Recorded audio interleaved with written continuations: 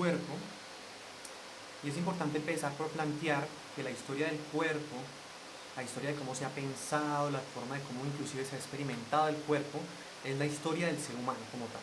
Pues como dice Silvia Federici, no hay práctica cultural que no atraviese el cuerpo. La pregunta es cómo entendemos entonces al cuerpo dentro de nuestro sistema principal hegemónico que viene a ser el capitalismo. Pues a lo largo de la historia los diferentes sistemas que se han venido instaurando, de cierta forma podríamos decir que han parido o han engendrado ciertos modelos, ciertas ideas en las cuales se instauran y se construyen al cuerpo histórico, y al cuerpo, a los individuos, al cuerpo también político. No tenemos una sola forma de definir o de entender al cuerpo, sino que encontramos es una diversidad de historias y de narrativas particulares. De la misma manera en que el cuerpo es construido, es definido, es disciplinado por los sistemas educativos, sociales, culturales, o las diferentes instituciones como por ejemplo la fuerza militar, las empresas. De la misma forma, el cuerpo también constituye una fuerza y un poder que se puede pensar, que se experimenta, que se puede sentir, que de la misma forma se puede repensar, se puede transformar, se puede resignificar. En los sistemas filosóficos, religiosos y políticos de la historia encontramos ciertos modelos universales del cuerpo, ¿cierto? Son estos modelos que instauran, que figuran una idea abstracta y universal del cuerpo, de lo que el cuerpo debe ser, de cómo el cuerpo se debe vestir, de cómo el cuerpo se debe experimentar, de cuáles son las prácticas e inclusive los hábitos que el cuerpo debe tener. Y en esto Michel Foucault nos plantea textos como por ejemplo la historia de la sexualidad, inclusive el cuarto tomo que salió hace poco, es póstumo, se plantea de cómo, digamos, el pensamiento religioso en la Edad Media planteaba el cuerpo como una carne, ¿cierto? Como una caída, como lo abyecto, como aquello que debía ser domesticado, cual genera, de cierta forma, ciertas prácticas en que el cuerpo debe ser castigado y debe ser reprimido. Entonces, ¿a qué lleva todo esto? Lleva, de cierta forma, a una pregunta y es, ¿cuál es la idea del cuerpo que heredamos, ¿cierto? Por lo menos en nuestro contexto latinoamericano, ¿cuál es este modelo de cuerpo que heredamos? ¿Y qué podemos llegar a pensar sobre el cuerpo? ¿Cómo podemos pensar? Cuando, por ejemplo, nosotros tenemos ideas como ¿dónde está el alma? ¿Cierto? Cuando nos preguntamos dónde está el alma y la ciencia trata de plantear, bueno, el alma está en el cerebro. Cuando nos preguntamos dónde está el amor, ¿cierto? Pensamos que está en el corazón. O inclusive cuando pensamos en el placer de el símbolo universal son los genitales.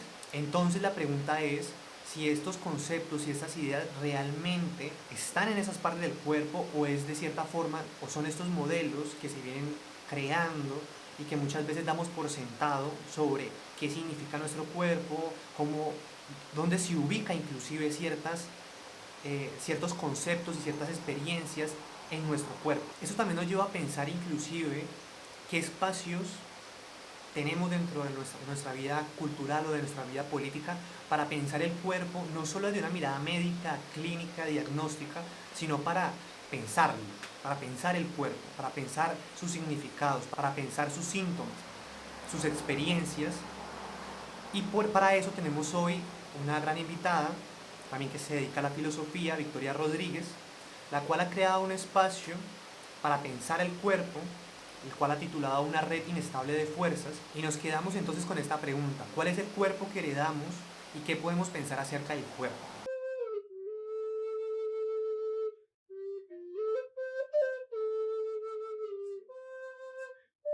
Hay cosas que a mí me gustaría hablar, espacios a los que me gustaría asistir y que no hay. Y que no hay, entonces como no hay, toca hacerlo. Y hay cosas que creo que serían interesantes e importantes, sino incluso urgentes de hablar,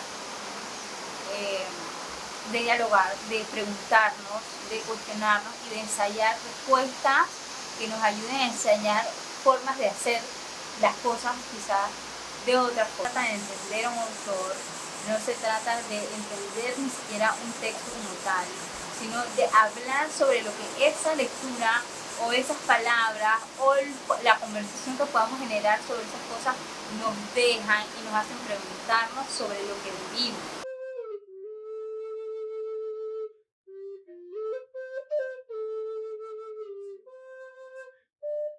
En la configuración que se hace también de Occidente como un cuerpo, donde hay una división dualista y casi antagónica entre el cuerpo y el alma, o el cuerpo y la mente, y asimismo entre la percepción física y la razón.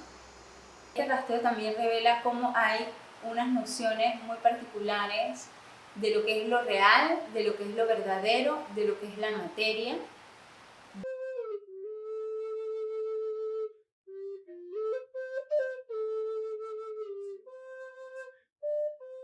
El texto en sí mismo plantea un discurso retador, un discurso cuestionador, ¿no?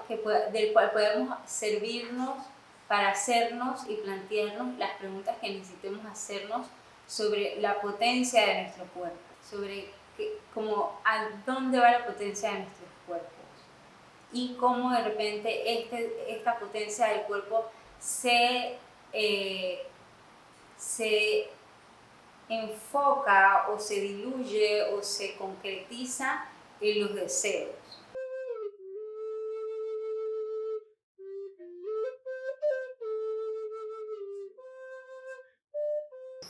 Pensáramos en un cuerpo orgánico, robot, una pierna, un Frankenstein. Sino el cuerpo que nos vamos a armar es un cuerpo armado por hábitos, por ritmos, por ciclos, ¿no? Y que estos sean a través de una cierta voluntad, de un cierto bienestar y no solo de un orden, de una expectativa, de una institución, de un poder, de un asimilarse, sino a través de qué es lo que me conviene, qué es lo que me hace sentir bien, qué es lo que, cómo armo esta armonía, ¿sí? Cómo yo configuro una armonía que no significa que es una armonía sin conflicto, sino que el cuerpo sin órganos se encuentra en la experimentación, que en sí es peligrosa por definición, la experimentación. Y por eso es tentador y puede parecer un deseo asumir las cosas tal cual se nos da, porque es seguro. Para armarse el cuerpo, para armarse el deseo, tiene un grado de peligrosidad. Y ese grado de peligrosidad es la misma peligrosidad de existir y de ser un ser vivo que va a perecer.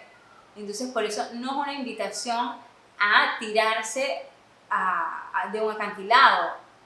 Esa no es la invitación. La invitación es intenta, prueba y hazlo con mucha cautela.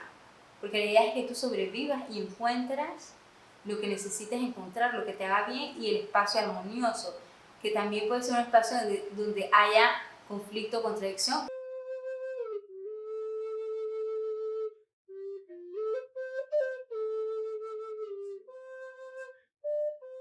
No es una carga, no tiene que ser vista como un obstáculo, porque a veces se tiene esta idea de que el deseo es una cosa que obstruye, ¿no? Que obstruye la virtud, que te lleva al peor camino, ¿no? Que es inalcanzable además, es insaciable. Y realmente el deseo yo creo que se plantea como un motor que transporta, digamos, el deseo mismo de vivir, el deseo de perseverar y de ser, el deseo del bienestar y el deseo de aprovechar la vida. Es parte de la vida, es parte de encontrarte con el mundo en el que existes, es parte de encontrarte con afinidades, es parte de encontrarte con cuerpos con los que te vas a agenciar, es parte de saber qué cosas te dañan, entender qué cosas menoscaban no solo tu voluntad, sino tu libertad. Es muy volubles los seres humanos, manejables realmente. A través del deseo. A través del deseo, a través de los afectos, sobre todo porque son cosas que no entendemos. Igual a través de la razón, yo creo que se exalta la razón, sin embargo, se nos hace pensar que no todos podemos acceder a la razón. Entonces hay que dejar todo en manos de la gente que sabe, como que siempre es otra gente, la que sabe mejor, la que sabe sentir, la que sabe decir.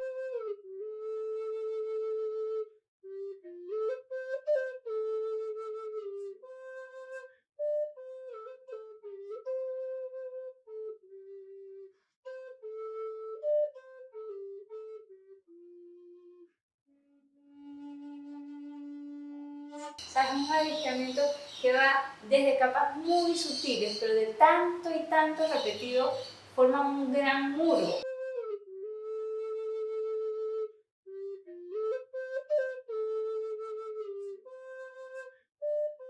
Es decir, que encontrar esas formas que hacen que nos logremos expresar, que nos logremos encontrar, que nos logremos Movilizar. crear, que nos logremos movilizar, que logremos desear y entender las energías como parte también de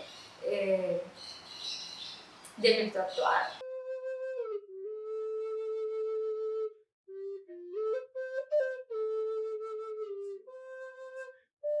Porque igual el cuerpo tiene la capacidad y la mente de albergar deseos contrarios.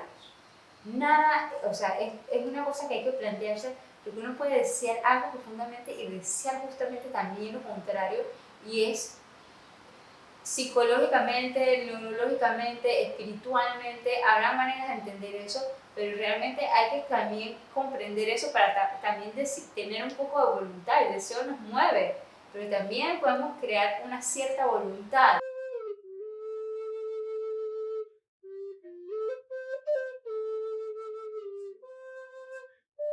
No somos un cuerpo inerte que el alma mueve, sino que somos una cosa que no somos el cuerpo y somos la energía que está en ese cuerpo. Integrada.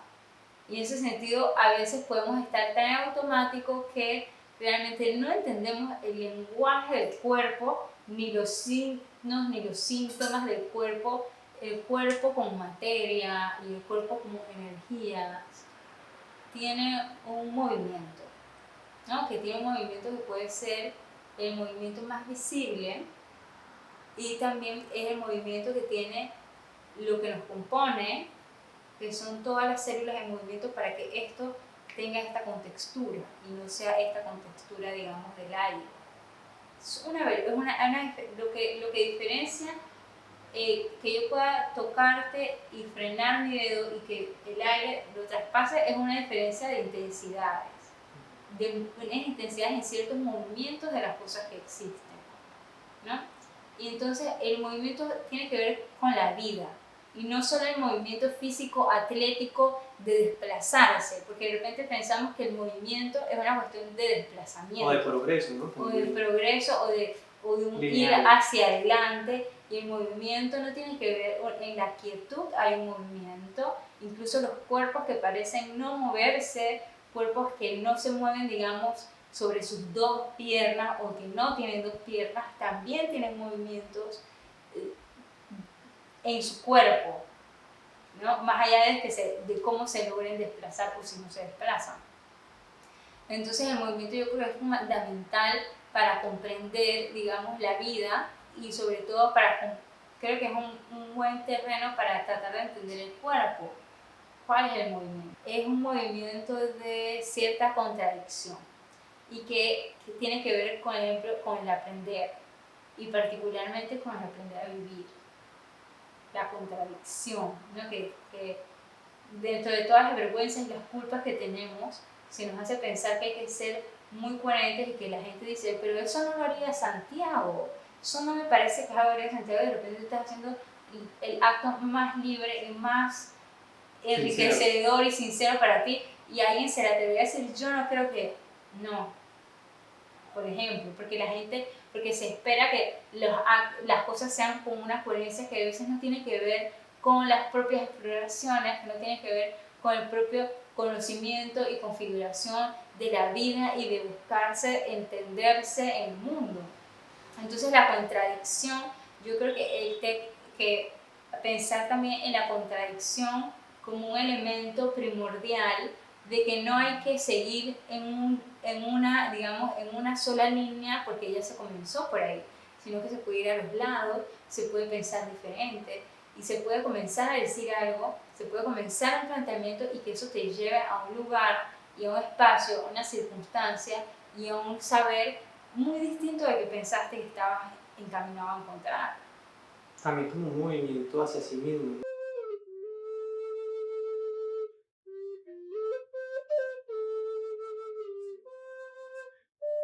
Una red inestable de fuerza es especie de definición provisional acerca de lo que es un cuerpo, ya que entendemos que el cuerpo, si bien es un organismo vivo, no es un organismo de un solo orden, sino que tiene muchas singularidades y muchas particularidades, y que se definen justamente por el movimiento. Lo de inestable no es en un sentido peyorativo, sino que justamente tiene que ver con las múltiples relaciones internas, externas, en las que se desenvuelve el cuerpo para crearse, para recrearse, esa capacidad que tiene, pero también la capacidad de permanecer quieto, de acoplarse, de ser domesticado, y cómo todas esas cosas convergen en los cuerpos.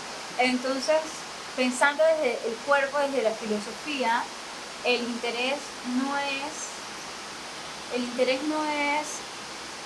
pensar el cuerpo bibliográficamente, sino que a través de los textos como cuerpos también nos agenciemos con lo que dicen, con las palabras, con las inquietudes, con las interrogantes que se nos proponen, con las dudas, con las contradicciones, y que de ahí partamos a abrir unas ciertas conversaciones acerca de eso. Principalmente porque hacer esta sutura del dualismo, donde pareciera que pensar es un momento previo a la acción, cuando realmente lo que conseguimos es que pensar, sentir, imaginar, son por sí mismas acciones que hace el cuerpo. Entonces, reunirnos para pensar el cuerpo no es decir, esto ciertamente es un análisis teórico, es un análisis crítico, pero es una práctica también acerca del cuerpo. Pensar sobre el cuerpo es una práctica desde el cuerpo, entre cuerpos, sobre los cuerpos. No es que hay que pensar que solamente la danza o solamente el movimiento son ejercicios del cuerpo. Quizás hay una diferenciación entre la ejecución y el pensar, pero el pensar es una acción. Y es una cuestión también que me parece importante destacar, y por eso también una red inestable de fuerzas, y es porque el cuerpo también se compone de elementos intangibles. Así como tenemos nuestro cuerpo físico, este cuerpo físico hay cosas que son intangibles y no por eso no existen. Nadie puede tocar una célula y nadie puede tocar la voluntad de nadie. Nadie puede tocar el alma de nadie, pero nadie puede tocar tampoco las proteínas que se consumen. Entonces, también es importante pensar la importancia de lo intangible y como configuración de algo concreto. No solo la materialidad es lo que se ve y lo que se toca, sino que la materialidad se configura a través de fuerzas, de energías y de cosas que no solo son, digamos, materia dura, sino que se pueden materializar porque están ahí. Entonces, pensar en una red inestable de fuerzas como una serie de relaciones singulares, y el valor que tiene lo singular y pensar lo singular, porque del cuerpo se ha dicho mucho y se seguirá diciendo porque estamos comenzando a plantear ciertas cosas, pero pensar que lo singular, donde caben los afectos, donde caben las propias reflexiones, donde cabe saber sobre uno mismo y su cuerpo y su vida, también eso es un saber valioso. No solo el valor está en lo universal y en lo absoluto y en lo objetivo, sino que hay un valor realmente en ciertas cosas singulares que son capaces de crear y construir realidades también. Particularmente creo que el cuerpo no es el vehículo de nuestra alma, sino que mientras estemos en esta experiencia de vida, somos nuestro cuerpo, y en ese sentido, pensar el cuerpo, pensar la alegría, pensar las emociones, pensar la libertad, la autonomía, pensar desafiar ciertos órdenes, es justamente hacerle honor y atributo a la experiencia de existir y entender que todo saber es importante, pero el saber esencial tiene que ser un saber de lo que nadie puede decir, ¿no? Y es que es un saber acerca de nosotras mismas.